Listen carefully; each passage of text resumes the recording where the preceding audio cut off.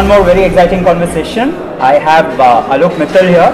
Alok is a part of Canaan Group, which is basically into investing and angel funding and venture capital, presumably, right? Alok, why don't you talk about what your business is about? So we are a 25-year-old group out of the US.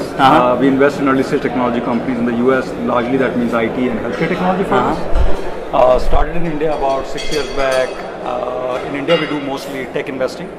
So consumer internet, mobile, software products, outsourcing, payment technology, those are some of the areas that we've invested in out here. Okay. And what kind of things are you observing in the market right now? What kind of business models do you think are flying right now? So right now, there's a lot of attention behind e-commerce.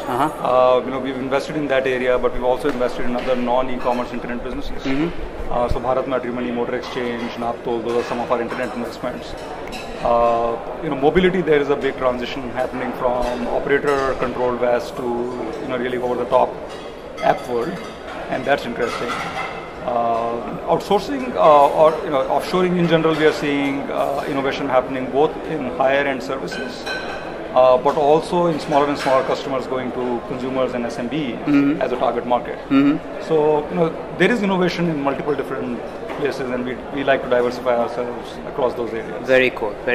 There's this notion that large funds, particularly global-based ones, come into India, invest a lot of money, but they are not able to see the returns on the money. There's a lot of complaints around that. What is your viewpoint on that? So I think so far, this thesis has been kind of tested on the private equity side. And till about 2005, 2006, people did make money out of it, right? Over the last 4 or 5 years, the entry pricing has gotten so competitive that's been harder to generate returns. The venture market is relatively nascent. Most of the people in venture industry in India started 2006, give or take. And so we haven't necessarily come to a full cycle of saying, have we been able to invest money and generate returns out of it? So it is a question which remains to be answered. I feel slightly better about the venture market today than I feel about the growth equity market, just given that on the balance, I think it's still a market that's constrained by capital supply rather than by demand. So I think we have a little bit of price advantage, competitive advantage today. If we are successful, I'm sure there'll be more competition, and we'll face the same kind of issues that private equity today is facing. Excellent point. And let's talk a little bit more, shifting topics, talk about the relationship between an entrepreneur and a venture capitalist. How does it work? Or an angel funder? Sure. The investor versus entrepreneur. What is that relationship about? Sure. So, my prior life before I joined Canaan was building my own business, which was a venture-backed business. So, in some sense, I've got that opportunity to be on both sides of the table. I think this relationship works best when this is a partnership relationship and not two sides of the table from both standpoints, right? As investors, I think we need to be careful that we are ultimately backing an entrepreneur, and there will be differences of opinion which should get discussed and debated, but resist the urge to go and start running the business or trying to run the business without being on those shoes. I think on part of entrepreneurs, it makes sense to get in early stage investors only if you're willing to allow them to participate in that decision, in that constructive thought process, rather than just take their money. Later stage private equity can perhaps work just with capital in, capital out. Early stage doesn't quite work that way because there are assets that belong to investors which go beyond money. Right? Think networks, think industry experience. Think just a bouncing board. Being a startup CEO is a lonely place to be, and you want to make sure that the few people that you can bounce your thoughts with, get their feedback. So I think that's the relationship that works best in my mind, having been on both sides of the equation. Another interesting question for you. You're obviously somebody who's also a rock star. He's got a syndicated column in the Economic Times. I'm sure you know this guy, famous personality and all that. Proud to have us on the blog.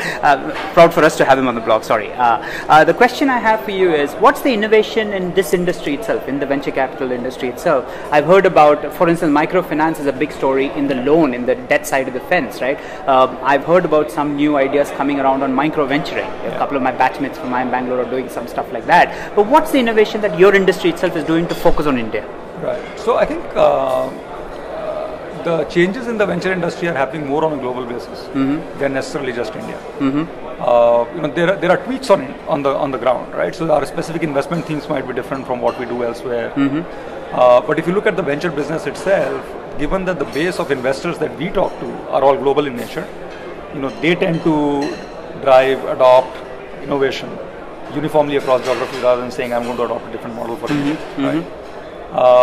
So on a global basis, there are two things that are happening in the venture industry which are, in some sense, game changing. One is the proliferation of seed funds, right? And it is not just a function of more people suddenly finding out that seed investments are interesting, but the model of seed investing has become this low-touch, high-throughput turnaround model, which itself, if you think about it, is enabled by the fact that today you can experiment on the internet in a, So, like Y Combinator, for instance? Yeah. And it's enabled by the fact that the experimentation cycle, especially around the internet, are now weekly and not. It doesn't take 6 months for me to test out an idea, which means I can do it in shorter amount of time and with lesser capital, Less risk, obviously. less risk, right? So the throughput has gone up, the involvement has gone down. I think the second change which is happening is in the classic venture capital area, where if you look at the last 10-year trends, the capital supply has shrunk, but the number of firms have shrunk far more rapidly than capital supply, which means that there are going to be a few survivors, performances at a premium, but people who survive are probably going to have more capital to put to work, right? So successful funds are becoming larger, and many more funds are dying down quickly. So I think it's interesting from how the balance of power shifts in this environment. How do those large funds get managed? Because mostly fund managers have been used to managing $200 billion funds, not $600, $700 million funds. Very cool. Very interesting. I think those are the two things that I'm seeing change on a global basis, and some of that affects India as well. Okay. Very insightful, clearly. What would be the kind of storyline that you would have for an Indian entrepreneur? Going forward into the future, is India a hot market? Obviously, it is. Everybody says, so why do you think it's hot? Yeah. So I think there are 2 or 3 reasons why we are excited about India, right? At the base of it is that this is likely to become one of the larger consumption markets in the world, right? We can debate whether our growth rate is going to be 8% or 6%, but any of those growth rates, both of them are good, are pretty good. I think we have challenges with 6% in terms of population growth, but leave that aside for a moment. It is going to be one of the largest consumption markets, and when that happens, venture-backed as well as non-venture-backed businesses will see high amount of growth. So that's the quantitative side of the picture. I think qualitative side of the picture is a lot of these markets are coming into being at the same time that technology is getting adopted in India. If you look at the US market, a lot of markets got built and then technology's role was to disrupt those markets and make them more efficient. In India, a lot of these businesses will get formed without an opportunity going through the offline route, right? So if you think about a Make My Trip, it's the largest travel agency in the country, and if you think before Make My Trip, which was the largest travel agency in the country, it's hard to think of a name which Absolutely. was dominant, right? That's so true. So I think some of these businesses will ab initio start on the internet or using technology, and hence you will see not just technology leaders coming out of the venture industry, you're going to see market leaders coming out of the industry. So I think that's one part that excites me, and my message to entrepreneurs is the same, right? Look for white spaces, right? Rather than just look for disruption opportunities. Most markets in India are not large enough to disrupt, right? They're coming into being, so you kind of got to play the whole market rather than just playing, disrupting the offline business. Great insight. I'm getting gem after gem, yeah. You asked for it. Very cool, very cool. What about you? What drives you personally? What's your story? So I'm a software engineer by training. Okay. I worked in telecom engineering. Actually did something worthwhile in my early days, and then I did my startup in the internet industry. Started a company called JobZ in 1999. .com boom. Fortunately, we survived through the bust, and we sold that company to Monster.com in 2004, 2005. Came out, was going to start my second business when a friend kind of asked me to experiment with the venture industry, and that's where I'm stuck right now. Fantastic, and congratulations. I'm sure we'll continue to hear from you. Good talking. Best of luck. Cheers.